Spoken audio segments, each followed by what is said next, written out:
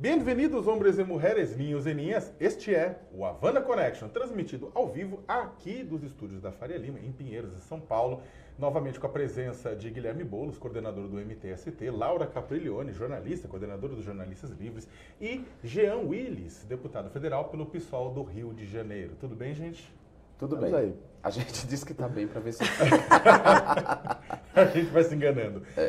Antes de começar a pauta do programa propriamente dito, eu queria começar com uma notícia que nos surpreendeu, né, hoje, na manhã de hoje. O governo federal, o Ministério do Trabalho, publicou uma portaria que, na prática, reduz o conceito de trabalho escravo, ou seja, que dificulta a libertação de trabalhadores escravizados, trabalhadores em condições análogas ao escravo. Para você que vive numa caverna e não sabe o que está acontecendo no Brasil nos últimos 20, 30 anos, o Brasil, em 95, criou um sistema público de combate à escravidão que resgatou mais de 50 mil pessoas dessas condições desde então. É uma política que vem sendo adotada como uma política de Estado, ou seja, começa com o governo Fernando Henrique, passa pelo governo Lula, passa pelo governo Dilma e, ao que tudo indica, está naufragando no governo Temer. O Brasil, que é considerado internacionalmente pelas Nações Unidas e por uma série de países como um exemplo global no combate ao trabalho escravo e um exemplo, inclusive, no conceito de trabalho escravo, pode agora se tornar vidraça, não apenas com uma falta de prioridade, mas com um ataque claro ao combate ao trabalho escravo que está sendo colocado pelo governo Michel Temer. A portaria publicada no Diário Oficial da União nesta segunda-feira, ela, na prática, tira as condições degradantes de trabalho e tira a jornada exaustiva dos conceitos, dos elementos que caracterizam o trabalho análogo de escravo, mantendo apenas a questão de servidão por dívida e do trabalho forçado, o cerceamento de liberdade. Ou seja, na prática, as condições nas quais os trabalhadores estão inseridos, condições muitas vezes desumanas, jornadas muitas vezes desumanas, que colocam em risco a vida, a saúde, a segurança dessas pessoas, passam a ser acessórias no combate ao trabalho escravo. Os fiscais do trabalho, para garantir o seguro-desemprego, para garantir o ato de fiscalização, que acaba resultando na libertação desses trabalhadores, tem que se atentar para um conceito mais restrito, ou seja, se não houver cerceamento de liberdade, você não pode libertar o trabalhador, mesmo que as condições a que ele esteja submetidas sejam piores do que condições a que estão submetidas os bois e vacas de algumas fazendas. Então, vamos ver o que vai acontecer, né? Acho que o Congresso Nacional vai debater, o Ministério Público do Trabalho, o Ministério Público Federal estão em cima. Afinal de contas, qualquer mudança legal, qualquer mudança de conceito deveria ser tratada dentro do Congresso Nacional, que é a casa que produz leis, nem sempre leis justas, é claro, mas que produz leis e não pelo Poder Executivo. Bom, eu acho que a possibilidade de essa portaria ser reiterada no debate dentro do parlamento é muito grande. Porque a base de Temer é composta de ruralistas que têm todo o interesse nessa mudança de conceito do que é trabalho análogo à escravidão. E de impedir mesmo o resgate de trabalhadores que estão em situação análoga à escravidão. Afinal de contas, muitas fazendas, algumas pertencentes a deputados, são movidas a esse tipo de trabalho. E é importante a gente lembrar e nunca dissociar essa postura do governo federal com os propósitos do golpe na nossa democracia. Isso está em completa sintonia com a reforma trabalhista, e vamos botar muitas aspas nessa reforma trabalhista, com a reforma da Previdência que vai vir aí, né, que quer estender o tempo de trabalho, está em sintonia com a linha que esse governo corrupto e que nasce de um golpe adotou, Sakamoto. Então, me parece que a gente não pode ser muito otimista. É claro que nós vamos colocar vamos fazer uma oposição, a gente vai levar o debate para lá e vai tentar impedir que essa portaria seja executada, mas eu não diria que tenhamos muita esperança, porque a base do governo é muito maior, muito mais numérica, e está respondendo aos interesses do governo lá dentro. A não ser que haja um movimento da sociedade, como está havendo agora nesse movimento em torno da defesa das artes e das liberdades artísticas, haja também uma sensibilidade das pessoas em relação aos trabalhadores pobres que estão em situação análoga de escravos. Eu gostaria de colocar que a gente que mora na cidade muitas vezes acha que isso é um problema dos rincões mais remotos do Brasil, dos lugares mais... Enfim, a gente tem pouca empatia porque o que a gente tem a ver com isso? Mas eu acho importante as pessoas perceberem, eu como jornalista acompanhei várias atuações do Ministério Público do Trabalho aqui em São Paulo, na cidade de São Paulo, do lado do centro de São Paulo, entrando em tecelagens em tecelagens não, em confecções, que empregam o trabalho escravo de imigrantes que vêm muitas vezes da Bolívia, e em condições deploráveis, pessoas que trabalhavam com filhos recém-nascidos ao lado da máquina durante 20, 25 horas, era uma coisa assim, 25 horas eu estou exagerando, porque parece que o dia é maior mesmo de trabalho do que as próprias horas do dia. Então eu acho que, e pessoas que trabalhavam para confecções, o que eu acho que é legal, é o seguinte, pessoas que trabalhavam para confecções que nós consumimos, né? Quer dizer, para marcas famosas, para grifes famosas, que a classe média consome. Então, eu acho muito grave essa coisa da gente estar voltando atrás, quer dizer, em um monte de coisas. Então, por exemplo, uma das coisas que eu vi na tua matéria, Sakamoto, por exemplo, é que o cara, o tal do escravo, tem que concordar que ele é escravo para pegar e para poder ter direito a ser libertado. Só que muitas vezes o cara que está sendo escravizado, como eu, por exemplo, vi, é um cara que no Brasil, em São Paulo, não tem família, está sozinho, não tem relações sociais, não tem sindicato, ele não tem nada, quer dizer, então como é que ele vai topar denunciar o cara que, na verdade, é a única, é a relação, pelo menos, de comida que o cara tem. Ele tem necessidade, né? Ele tem a necessidade, não é isso. Então, nem compreende, às vezes, que o trabalho é análogo à escravidão. Ele não compreende. Ele, às vezes, não tem nenhuma outra alternativa, né? Jogado numa situação em que, muitas vezes, é isso ou a fome. A escolha que o trabalhador tem que fazer todos os dias no Brasil não é a escolha em situações ideais. Aliás, é isso que nós tratamos quando questionamos a reforma trabalhista, que dizia, olha, o livre acordo e tal. O livre acordo é um escambau. As pessoas são obrigadas, tem 1000 na fila dizendo, a gente topa. Exatamente. Né? Agora, o que eu queria tentar, nesse caso, é que a gente dizia, e às vezes não era levado a sério, que se o governo Temer fosse chegar até o final, o limite era revogar a Lei Áurea. Né? E com esse Congresso Nacional. Porque, veja, em um ano e pouco, né, com um Congresso show de horrores, né, Jean? Convive lá diariamente. E com esse governo ilegítimo, os caras desmontaram o pacto, chamado Pacto Lulista. Um grau de programas sociais, de valorização salarial, que foi feita durante os 13 anos de governo do PT, com limites, com contradições, mas foi feito. Né? Os caras cagaram e andaram em cima da Constituição, do Pacto Constitucional de 88. Né? Com a emenda constitucional de congelamento de investimentos sociais, o desmonte do serviço público, a proposta de privatizar tudo. Né? Os caras também rasgaram a CLT, que era o pacto varguista lá de 43. Né?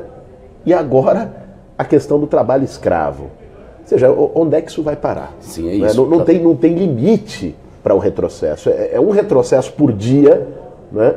E essa turma, se de fato governar até o final do ano que vem, que Brasil vai existir no dia 31 de dezembro de 2018? E o louco é que eles fazem isso, apesar de haver agora uma segunda denúncia contra o presidente da República ilegítimo e golpista, uma segunda denúncia de corrupção. Quer dizer, nós estamos sendo governados por um presidente que pela segunda vez é denunciado formalmente pelo Ministério Público Federal. Essa denúncia chega à Câmara, o presidente mobiliza os seus recursos, inclusive financeiros. Inclusive não, principalmente. Principalmente, né? Financeiros. Bilhões de reais do contribuinte. Para poder mais continuar, de 4 bi para enterrar essas denúncias. E as pessoas a maioria das pessoas desse país estão no estado de letargia.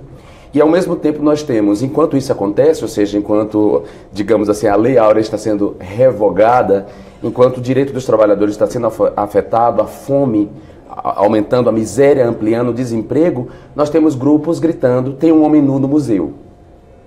Como se esse fosse o problema do país no momento. É a tática da cortina de fumaça, né, Jean? É a tática da cortina de fumaça. Por que o grupelhos, né, que fizeram estelionato com uma parte da população chamada por eles na Avenida Paulista, dizendo que o impeachment ia acabar com a corrupção e botaram isso aí, por que esses grupelhos estão atentos a isso agora? porque apoia o Michel Temer e não pode dizer isso. Exatamente. Tem que fugir do incômodo apoio ao Michel Temer e ficam criando cortinas de fumaça para todo lado. Apontando o homem no museu, criando pânico moral numa sociedade desinformada, outra parte que digo a grande maioria da população, mas tem uma parte da classe média que poderia se informar melhor, mas também compra esse discurso, e aí não discute o que deve ser discutido no país, que é esse desmonte, a venda do patrimônio nacional, a destruição dos direitos dos trabalhadores, essa agenda toda conservadora sendo aprovada na Câmara, apesar dos nossos esforços para impedir que ela seja aprovada. Precisamos despertar as pessoas dessa letargia e dizer para elas o que está acontecendo, né? Tentar talvez que esse governo não chegue até o final de 2018. Foi interessantíssimo que no meio, exatamente como o Jean falou, em meio ao debate sobre o homem nu no MAN, a Câmara dos Deputados votava o refis. Exatamente. Né? Ou seja, ninguém nega a necessidade, é claro, de auxiliar empresários ou pessoas em dívida no momento de crise. O problema é que, do jeito que está sendo colocado, o refis está até 90% de perdão de desconto em juros e multas. Vamos explicar para as pessoas o que é o refis? Tá, por favor. É um aplauso à sonegação. É um aplauso à sonegação, mas por favor. O refis é um perdão de dívidas que empresários têm com o erário. E o que é escandaloso nessa história é que a boa parte dos empresários que têm dívidas milionárias com o erário público são deputados federais. Então, eles estavam votando a favor deles mesmos, perdão em causa própria. O relator do projeto tinha tem dívida milionária com o erário público. Então, o dinheiro do contribuinte... Os parlamentares devem mais de 1 bilhão pro erário. E aí, Sakamoto, vamos combinar. Tudo bem, ninguém é contra que se reveja dívidas em momento de crise. Mas o problema é que isso acaba beneficiando quem? Por exemplo, durante o empresário honesto, que se ferra para pagar todas as suas contas, todos os seus impostos em dia, acaba sendo privilegiado. Veja como por exemplo, o caso... acaba sendo deixado para trás em detrimento de alguém que faz o quê? Deixa de pagar, espera que o governo faça um refinanciamento, faz o refinanciamento, ganha dinheiro com isso na prática. E o caso dos ruralistas, que foram parte importante dos beneficiados. Isso entrou no pacote da salvação do Temer na primeira denúncia. Os caras não pagam ITR, Imposto Territorial Rural. Imposto Territorial Rural é aquela coisa de que, deixa pra lá, ninguém paga. Os caras não pagam porque eles sabem que vai ter algum tipo de refis. Sim. E que eles, com uma bancada forte no Congresso, vão chantagear para ter 90%, 95% de isenção. Sim. Né? Então o ITR passa a ser algo simbólico, num país onde a propriedade de terra é absolutamente concentrada. Agora, o refis que nós queremos ver é o do povão. Será que o Santander vai fazer refis? Será que o Itaú, o Bradesco vão fazer refis para o povão que está devendo nos bancos? Mas o que eu acho que é mais grave, né? Não vão fazer. O que eu acho que é mais grave é o seguinte, é que esse Congresso é tão cara de pau, né? Quer dizer... Você está sendo, inclusive, elogiosa em chamar de cara de pau. Exato, é um negócio assim... Mas é que ele é tão chulo, porque ele legisla só em causa própria mesmo, né? Então, você vê, enquanto ele está anistiando dívidas, dando uma colher de chá para os empresários, a gente vê a situação das universidades federais, a gente vê o Minha Casa Minha Vida, todos os programas sociais suspensos, a questão da saúde sucateada no Brasil todo, o programa, eu fiquei louca com isso, eu falei assim, meu Deus, o Brasil é referência no programa de controle da questão dos soropositivos para HIV, agora já não tem mais, está faltando remédio para os soropositivos de HIV. Eu questionei o ministro da Saúde sobre isso, formalmente, quando ele esteve lá na Câmara, e enviei um requerimento de informação e ele disse que houve um problema na alfândega. Essa foi a desculpa dele, mas a verdade é que em todo o país as pessoas convivendo com HIV estão pegando medicamento para menor tempo do que pegava antes. Para menor tempo e faltando medicamento. E isso é muito sério porque muitos pacientes moram muito longe, então eles precisavam pegar uma quantidade para não ter que voltar, porque são pobres. A AIDS hoje se pauperizou. Ela hoje afeta sobretudo os mais pobres e se interiorizou, está no interior do país. Então, esse programa precisava continuar. Ele está não só desmontando esse programa de HIV, como propondo ao mesmo tempo, ele, que foi financiado pelos planos de saúde, propondo que as pessoas façam adesão a um plano de saúde mínimo, quer dizer, que elas contratem um plano de saúde mínimo. Esse ministro é a maior expressão de agir em causa própria. Ele foi financiado pela Associação dos Planos de Saúde na sua campanha para deputado federal no Paraná. Ele é um cara conhecido como do lobby dos planos de saúde. Ele vira ministro da Saúde e a grande proposta dele é desmontar o SUS. Ele já disse isso várias vezes. Ele é um boquiroto. Ele já disse isso várias vezes. E substituir o SUS pelo plano de saúde popular. É isso aí. Esse é o problema desse ministro, que é a privatização da saúde no Brasil. Agora, o que eu acho mais curioso é o seguinte, porque esse ministro é tão criminoso que ele já falou que o problema da saúde pública são os médicos, que não cumprem as jornadas de trabalho e tal.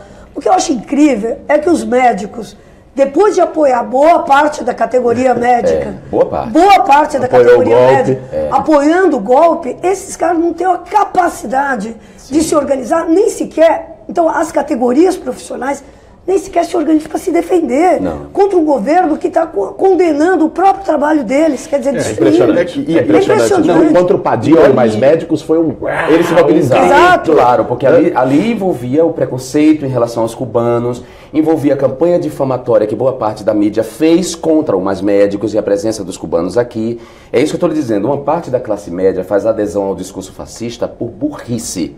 Burrice deliberada, porque ela tem chance de se informar e ela não se informa. Mas o que eu acho curioso nesse governo é que esse governo congelou os investimentos públicos por 20 anos em saúde e educação. Ok, significa que não vai botar ciência, um centavo...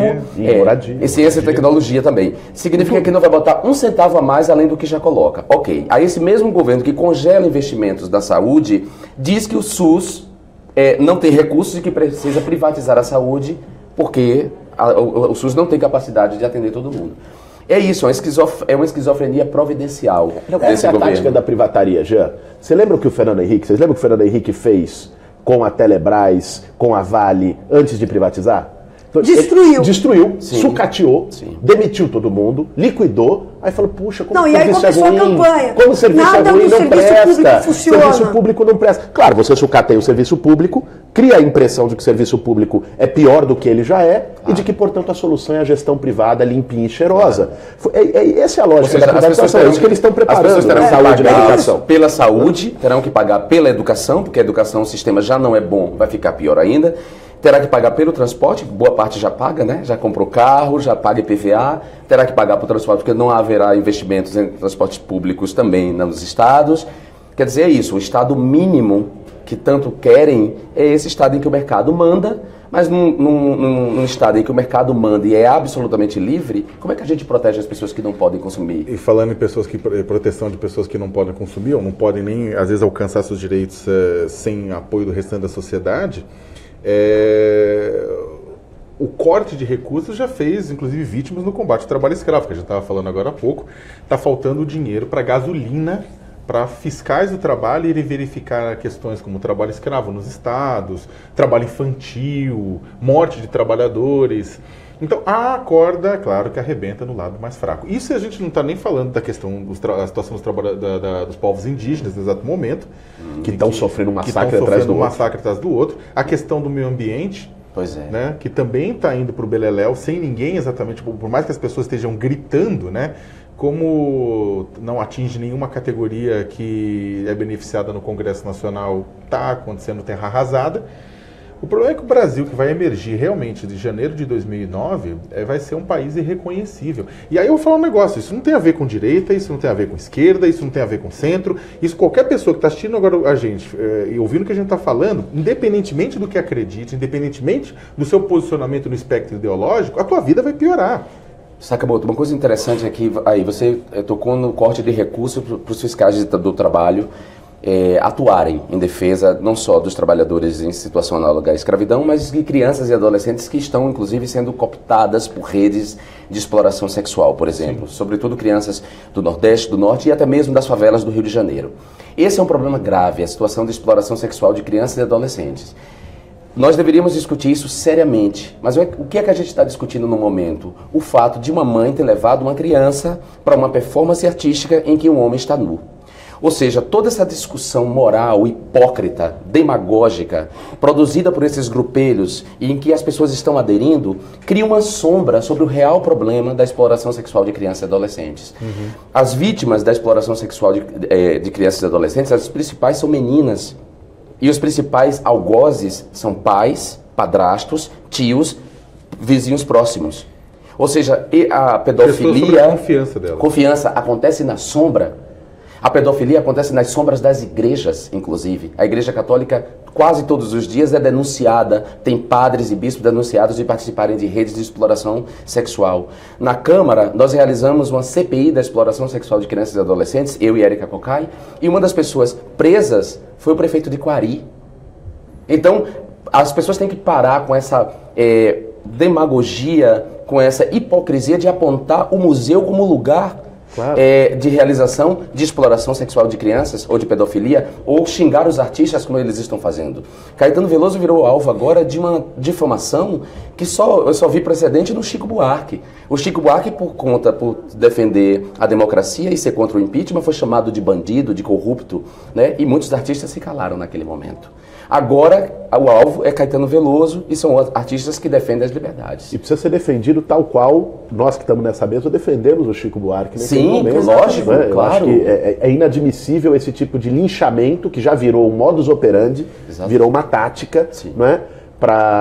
Porque aí você cria uma rede de intimidação.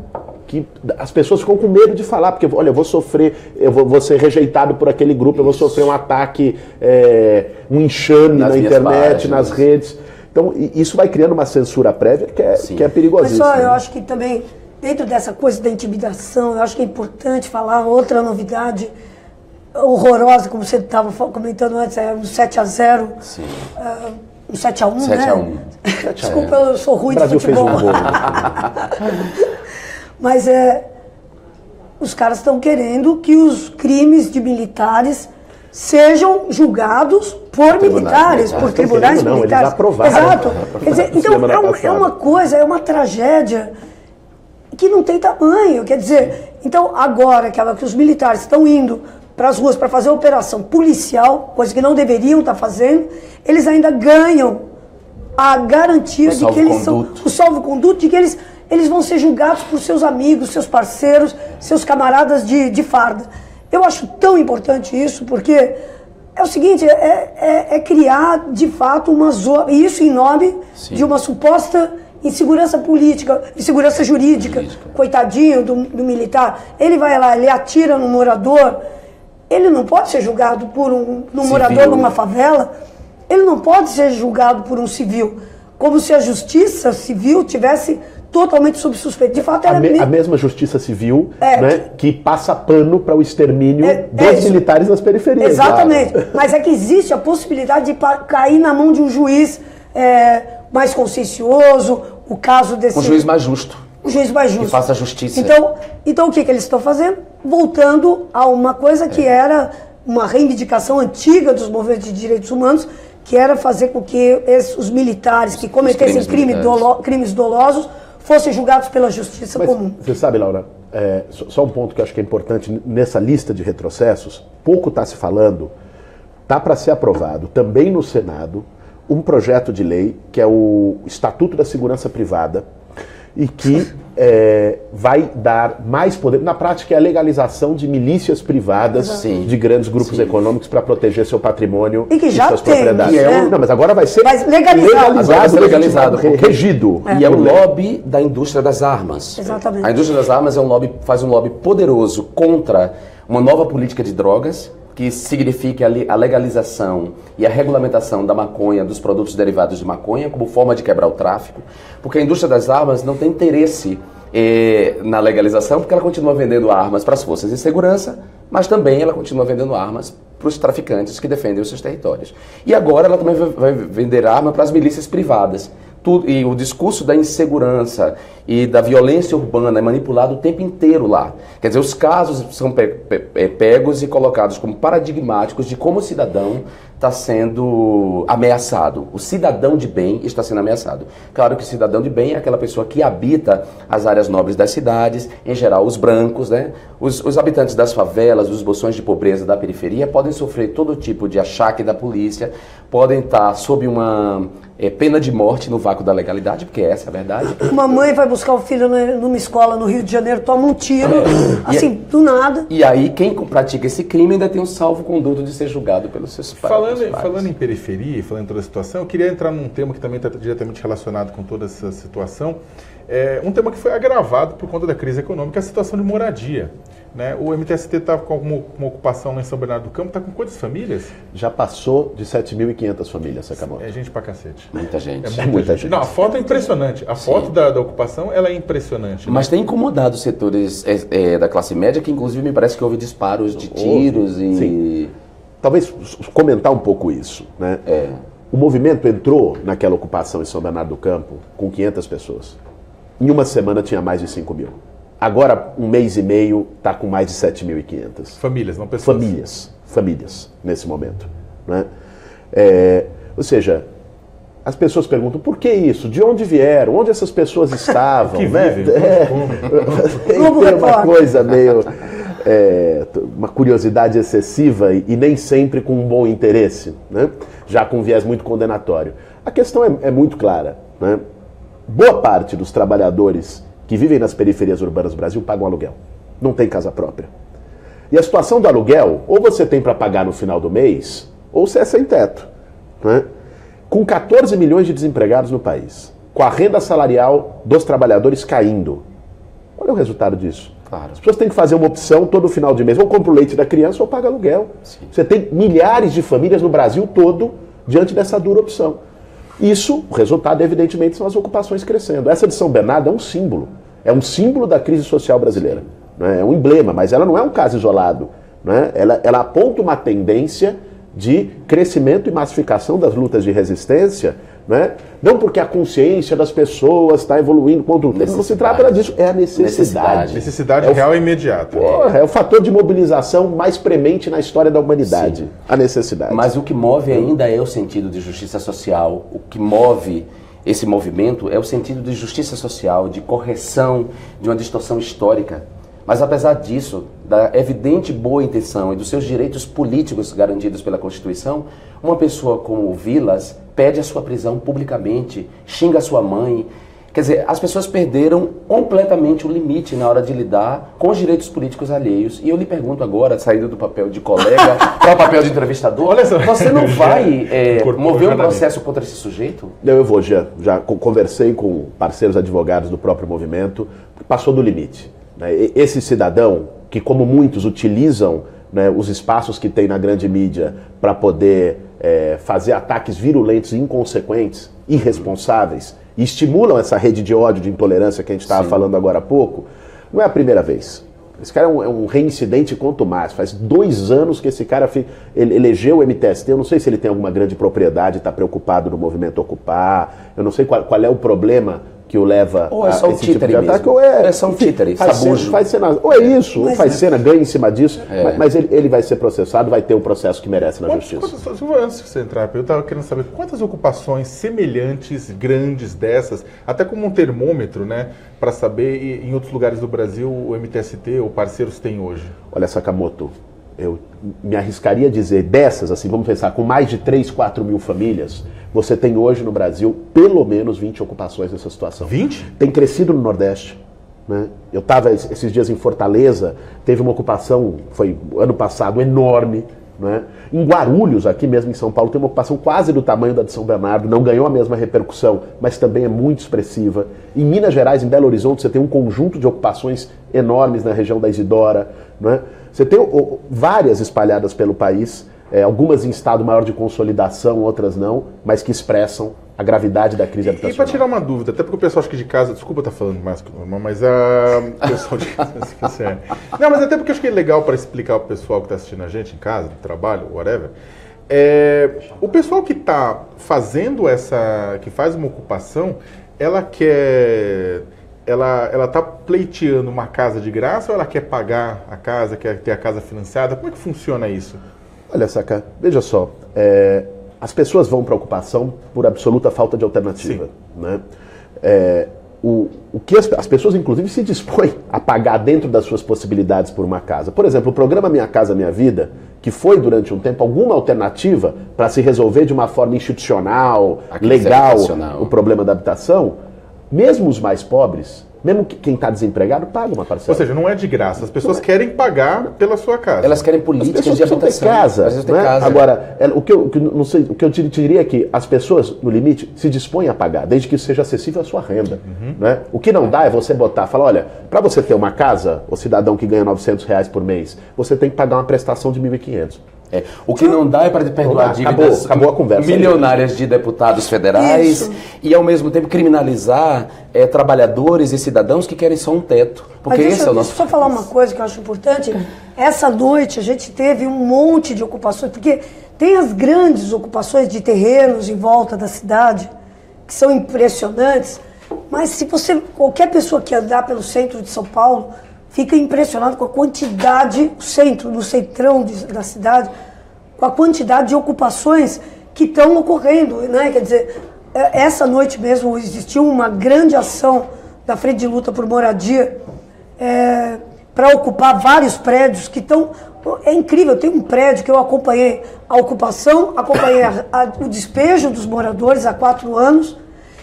Esse prédio, durante 4 anos, ficou fechado, ele já estava fechado há 20 anos. Aí, depois que houve o despejo, ele ficou fechado mais 4 anos e o pessoal está sem casa para morar, foi lá e ocupou essa noite novamente.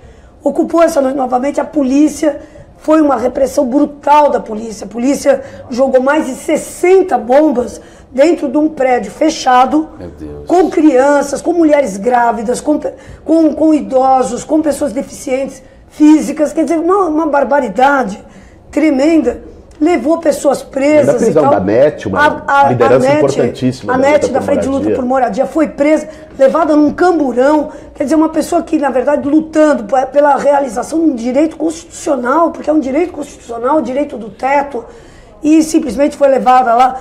Enfim, olha, eu acho... Agora, a impressão que eu tinha, claramente, e conversando com o policial essa madrugada, ele me falou o seguinte: cada vez mais nós temos a impressão de que nós estamos enxugando gelo. Porque não adianta, ele vai lá, ele tira as pessoas hoje. Amanhã as pessoas estão ocupando outro lugar. Porque não resolve o problema da moradia. E paradoxalmente é o seguinte: acabou o emprego, então as pessoas não têm como pagar aluguel. Por causa disso que o Boulos falou. Uma babá, quem são as pessoas que ocupam no centro? É babá, cuidadora, vigia de rua, enfim, são as profissões mais humildes, garçonete, porteiro, tudo isso, são os ocupantes do centro. O cara ganha R$1.000 sem carteira assinada, paga 700, sobra 300, o que ele faz? Ele vai morar na rua, porque ele tem família, 4 pessoas, 5 pessoas. Então o que eu acho mais interessante é o seguinte, é enxugar gelo mesmo, como diz o policial, porque as pessoas, aumenta a população de pessoas desesperadas com o preço do aluguel, e, ao mesmo tempo, aumenta, por causa da crise econômica, aumenta os prédios fechados, os comércios fechados, os comércios abandonados, os prédios que viraram túmulos do capitalismo, né? Porque você anda pela cidade, pelo centro de São Paulo, são túmulos do capitalismo, tudo aluga-se, vende-se, aluga-se, vende. Eu tenho que discordar de você, porque eu acho que é necessário o prédio para rato e barata. Isso mesmo. São ocupantes. Para o mosquito da dengue. E a dignidade do rato e da barata? Exato. Fica como? Você vai desocupar o rato e a barata para colocar gente? São focos de doença mesmo. Sim, então, focos de dengue, focos de tudo. Então, é enxugar gelo, ele sabe, o policial sabe, e é isso. Desocupa aqui, a mesma turma está ocupando o hotel do lado, na Augusta. Eu fui também lá no hotel da Augusta. Só comentar 2 coisas, antes da gente encerrar. Uma é a seguinte, o Jean citou a comparação entre a falta de investimento em moradia com o que está sendo gastado na compra de votos no parlamento. Tem um número, inclusive, exato para isso. Foram 4,1 bilhões de reais que o Temer gastou na primeira denúncia e emenda, vai gastar outro tanto agora. Sim. Né? Com esse valor, dava para construir 45 mil casas pelo Minha Casa Minha Vida no Brasil. Sabe qual é o orçamento desse ano, previsto e que não foi realizado? 35 mil para o Brasil todo. Ou seja, era mais do que isso. E só uma segunda questão, já sobre essa coisa de São Bernardo, porque eu não posso terminar aqui sem dar essa mensagem, o Sakamoto citou, acho que todo mundo aqui está antenado com essa situação, tem recebido uma importante solidariedade, mas existe risco de ser despejado. Nós estamos lá, aquilo ali pode virar um novo Pinheirinho, aquilo pode virar uma praça de guerra, uma tragédia humana.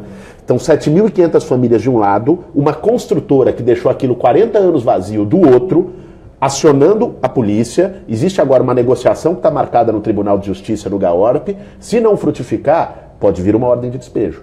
nós vamos precisar de uma ampla solidariedade, aquilo precisa ser visibilidade, porque fica dizendo muita gente, às vezes até que é de esquerda, que quer mudar, que está insatisfeito, fica dizendo, não tem luta, não tem resistência, ninguém faz nada, o movimento social está parado. Aí quando faz, tem que ir lá dar uma força. Não, o movimento social não está parado, está lutando. Não, o mesmo. movimento social não está parado mesmo. Até porque não tem como, né? Eu só queria perguntar às pessoas se elas estão, as pessoas que apoiaram o golpe, o impeachment da Dilma, que na verdade foi um golpe, se elas estão felizes com o país que nasceu pós o golpe. Muito bem. Essa é a questão que não quer calar. Que não quer calar. Eu acho que ainda esse país está o pior está por vir. Aliás, para isto está em gestação. Minto, o pior está por vir. Minto, para Isto É, tá uma maravilha, porque o Isto É botou na capa um Papai Noel com um saco enorme sendo arrastado, dizendo que certamente as compras do Natal... Deve ser o saco de dinheiro que a Isto É está levando da publicidade com da Secom, certeza. né? Mas olha, eu quero agradecer a todos e todas que assistiram o programa, agradecer ao Guilherme Boulos, Jean Willis, a Laura Capriglione, que vieram debater com a gente aqui hoje. Hasta luego e hasta la vitória sempre. Sempre. Ele tá tão tranquilo hoje, né?